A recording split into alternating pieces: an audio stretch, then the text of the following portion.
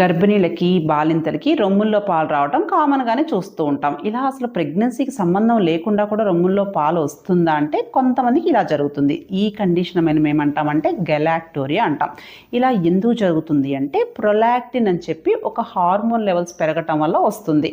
అంతేకాకుండా కొన్ని రకాల హార్మోన్స్ ఇంబాలెన్స్ లైక్ థైరాయిడ్, పీసీఓడీలో కానీ కొన్ని రకాల మెడికేషన్స్ లైక్ సైకియాట్రిక్ ప్రాబ్లమ్‌కి, డిప్రెషన్‌కి వాడే మెడిసిన్స్ కానీ, కొన్ని రకాల వామిటింగ్స్ టాబ్లెట్స్ కానీ ఇలాంటి ప్రాబ్లం వస్తూ ఉంటుందన్నమాట.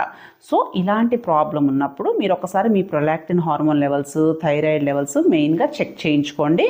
అండ్ మెయిన్గా ఒక సైడే రొమ్ముల్లో పాలు రావటం కానీ, ఏదన్నా బ్లర్రింగ్ ఆఫ్ విజన్ ఉండటం కానీ, లేకుంటే ఇర్రెగ్యులర్ సైకిల్స్ నెలసర్లు తేడా ఉండటం కానీ, పిల్లలు అందకపోవటం కానీ, ఇలాంటి కండిషన్తో ఈ రొమ్ముల్లో పాలు కారటం అసోసియేటెడ్గా ఉంటే ఈ ప్రొలాక్టిన్కి సంబంధించిన ప్రాబ్లం ఏదైనా ఉండుండొచ్చు. వెంటనే ఒకసారి కన్సల్ట్ అవ్వండి. ఓకేనా? Thank you.